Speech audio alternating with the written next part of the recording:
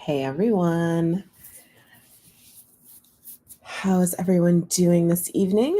I am Carol Williams with Williams Immigration, and I am going live to answer some of your questions and to give you some updates. I am with Williams Immigration, an immigration firm. I am a former USCIS Adjudications Officer. So I will be taking some questions this evening if you have any about not only your family-based cases, but your employment-based cases as well. And we are live on, currently on TikTok, YouTube, LinkedIn, and the private Facebook group that we have. If you are not a part of the private Facebook group and you want to be, you can certainly drop a comment or you can click the link in my bio, and that will get you a link to the private Facebook group. So some of the updates are some of the things that I wanted to talk about with y'all today. The first one is employment-based. I have been receiving several phone calls recently from employers and some employees, but mostly employers who have F1 international students on staff. They are on staff, they are working, they are thriving, they are in F1 OPT F1 OPT, which is optional practical training. So that's a period of either a year or 3 years if they have STEM, science, technology, engineering, and math extensions available to them, whereby they can work for you. If they are working for you and they're in student status, it is imperative that one, you know that they're on staff. Sometimes the way that a company is handled internally, maybe the person hiring, passes that file off to someone else in HR or to someone else in the company. But it's super important that you know who your international students are, because when you wind up calling me to say, hey, how do I keep this person permanently? How do I keep this person beyond their 1 year or beyond the end of their student status? Typically, the first thing I'm going to look at for you is an H-1B. Well, the H-1B now has this incredible demand, and it has had incredible demand for quite some time, but that means the Immigration Service has instituted a lottery. So the lottery happens one time a year, and it only happens in March. So I always tell people, as early and as often as you can, apply for that lottery for your individual. Now, early and often does not mean apply multiple times in the same lottery period. Let me be clear about that. Early and often means every lottery year where your employee is eligible, you should be getting them entered into that lottery so that you and they can take advantage of that lottery. If someone is working with you and they have STEM OPT extensions available to them, that does not mean that you want to wait that first year and take a wait and see approach, because you may not make it in that second year. You may not make it in that third year. So I've been receiving a lot of calls recently from people who have realized that they have students on staff and they're just not quite sure what to do because they want to keep them. There can be other options depending on where they are from, or depending on how long they've been in their career. But typically your student progression is going to be from an F1 student to an H1, then you'll apply for their green card. Certainly some students have other options, but by and large, the majority of our students are going to go to that H-1B option, or at least try to go to that H-1B option. So we want to make sure that we're getting everybody their best foot forward at, like I said, early and often is when you want to be applying for that, getting yourself into the H-1B lottery. And so that can sometimes be a really tough conversation for employers to understand that they have missed their opportunity. So a really good time to look at this with your current workforce is right before graduation. So in the US, typically we have folks that graduate on that May, June timeframe in the summer, and then again in December. So you want to make sure that you're really taking a look at that so that you are giving your foreign students, your international students, and yourself as as the business representative, as the business owner, the best opportunity to get these folks into the H-1B lottery and hopefully get them chosen. With the H-1B lottery this year, we had a second lottery the second lottery was run. And so that is only for, however, individuals that originally entered the lottery in March. So that's what I mean when I say it's super important that you make sure that you are getting your folks entered into the lottery when you can. So if you were not selected in that first running of the lottery this year and you haven't looked at your My USCIS account, go ahead and look at your My USCIS account and make sure that your status, what your status is. If your status says that you were selected, you can now file your H-1B, your full H-1B application. So you definitely want to go back and look at your My USCIS account because they did run a second lottery. And y'all, if you have questions, you know how we roll. You can just pop those in the comments, and I will take a peek at the comments every so often. Let's see here. I feel like I missed one of my comments over here on TikTok. Let me see what we got here.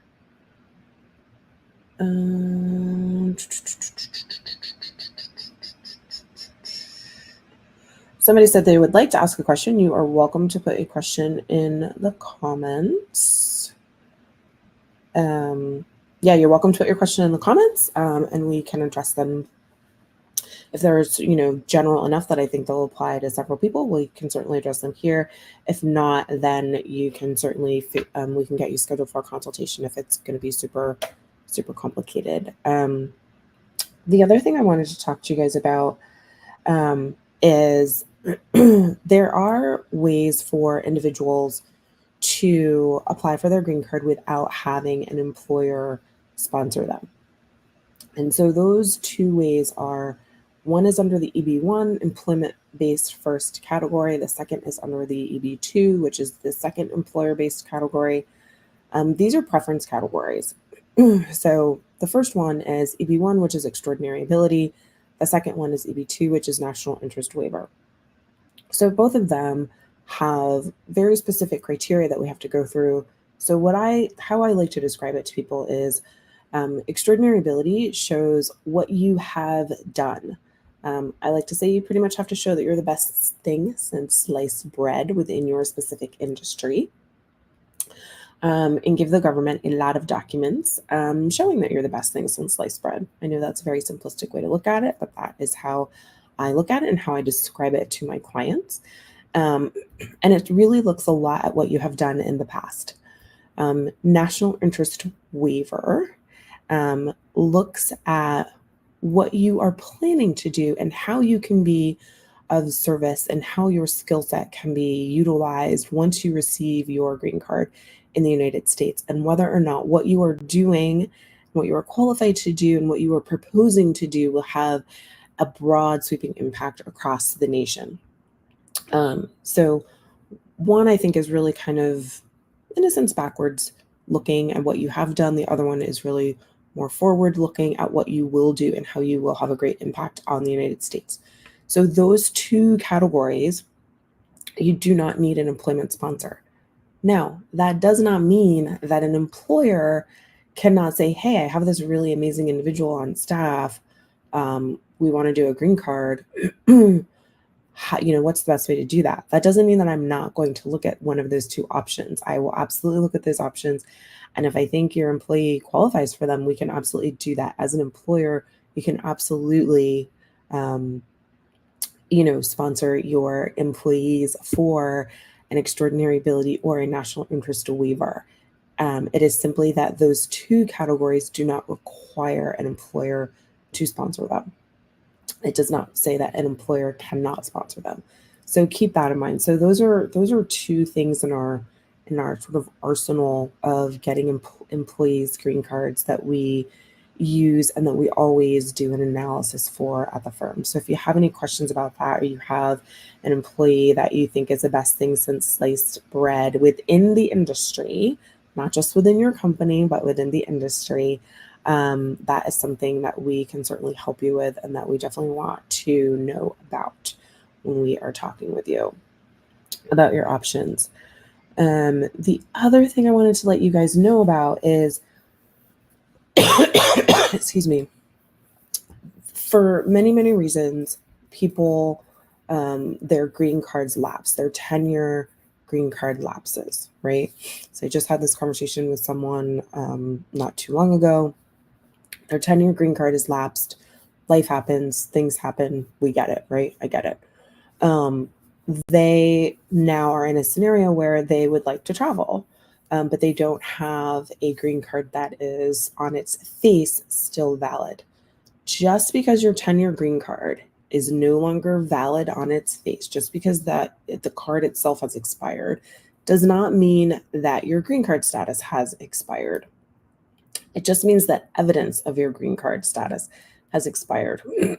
So the Immigration Service, over the past several years, has been inundated with phone calls, and people have been waiting on the phone, sometimes for several hours, to get through to an actual person to say, hey, my green card has expired. Can I come into the local office? Can I come into my local immigration office and get a stamp that shows that I am a green card holder? That is something that the Immigration Service has offered ever since I've been practicing for over 20 years now. It's just that the process over time has become more and more complicated. So the Immigration Service is trying to make that process a little less complicated, which is really quite lovely, and I'm all for this.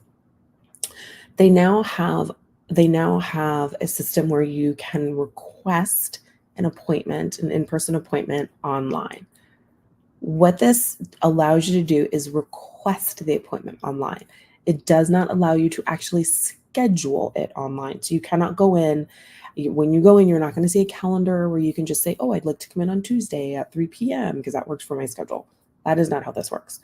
You can certainly request a specific time if there are, time constraints in your calendar. We all have those. But understand that the Immigration Service does not have to schedule when you would like. But the fact that you no longer have to sit on the phone and wait to get to an individual person to speak to them, to explain what you need, is amazing. So I am all for this new system. I hope it works out well. It is fairly new that they have rolled this out, but I think it is a great thing that they are trying. And I also think it will free up some of the folks who are answering that customer service line to help them really dig in with some people on some other issues that really need more time, frankly, when they're on the phone, so that they can dig in and have more time with that. So I think that is super, super helpful. The other thing I want to let you guys know about, let me just check these comments really quick, see if there's any questions. Okay. One thing I want to let you guys know about that the Immigration Service has been a little bit quiet about is increasing the fees. So that that proposed rule is still hanging out there. They've been really quiet about it. I haven't really heard any mumblings or grumblings about that. That doesn't mean the Immigration Service is not going to increase the fees. The Immigration Service is a fee-based agency, so they operate based on the filing fees that they collect from applicants. That is how the agency runs. That is how they keep the lights on. That is how they pay the bills. That is how they pay the people. So keep in mind that rule is, although we haven't heard anything about it recently, is still out there. The comment period for the public is long over. So someone is either still working on those comments and trying to reconcile and having meetings inside the agency, or maybe they've put it on the back burner for a minute. Maybe it's been overtaken by other events within the agency. Not quite sure. But that is still out there. So I would recommend that you get your application filed if you are thinking about it sooner rather than later, before these new fees come into play. And trust me when I tell you, the fees don't go down. They always go up, right? They always go up. So just keep that in mind. And so I always like to kind of mention that because it is still out there. And when they finally decide to pull the trigger on that and publish the final rules with final rule with the new fees, I don't want people to be, kind of blindsided about it. So I've been talking about this periodically since that rule was released. The other thing I want to talk to y'all about this evening are when you are sponsoring your family members. And so in this case, I happen to be talking about if you're a US citizen and you'd like to sponsor your parent, your spouse, your fiance, or your children. And in this case, children, minor children in the immigration world are under 21 and unmarried. I know a lot of people come to me and they say, oh, my kid's turning 18 soon and we have to do something. A minor in the immigration world is under 21 and unmarried. So when we're talking about sponsoring these folks, I've had conversations with folks recently who have waited quite some time. They weren't quite sure where to start. They have waited for a variety of reasons. Whatever you're waiting for, all of my clients uniformly have said they have always felt better on the other end of that process. They've always felt better once the green card is issued. They've always felt better once they have at least started the process. And a lot of them waited because it was unknown and they didn't know what to do or how to begin or what the process looked like or what was going to be required of them. Some of my clients were simply terrified of the interview aspect of the process. What I want to say to y'all is that immigration is a process. You start with A, you go to B, you go to C, you go to D, and so on until we get to green card issued, right?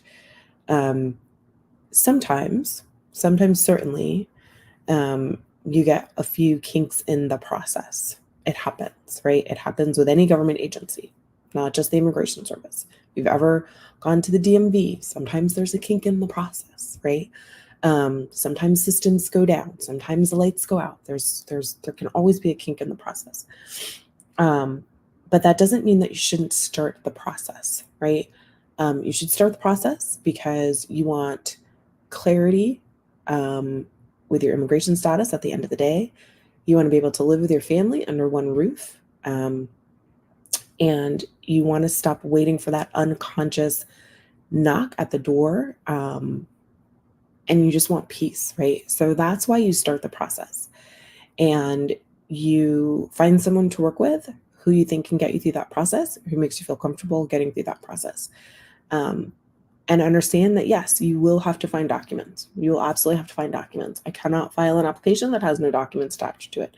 But if you don't have all the documents, sometimes, depending on what the documents are, there are workarounds. We can submit other documentation that present the same information that the Immigration Service wants.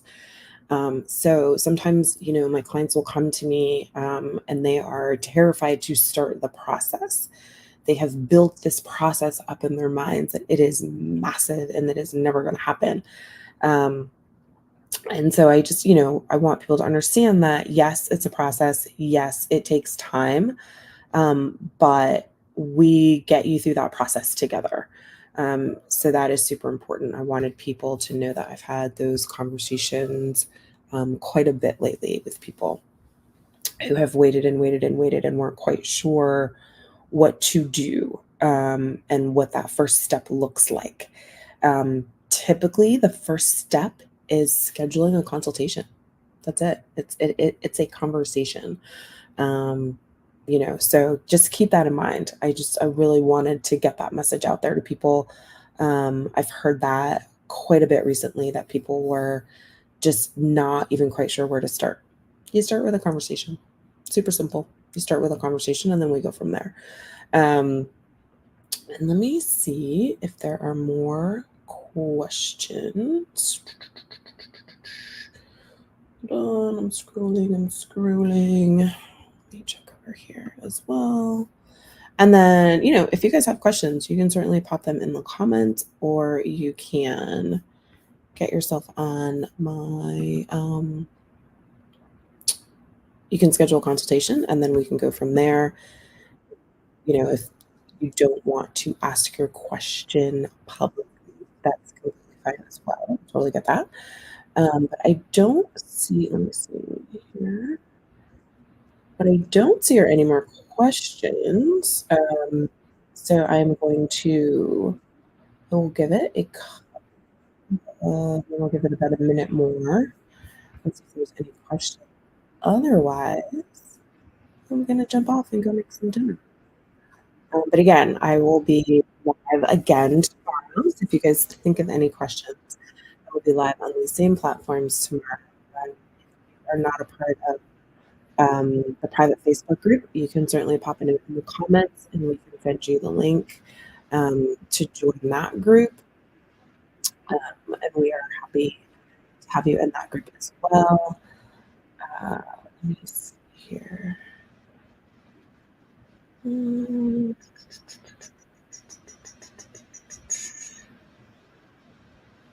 Mm.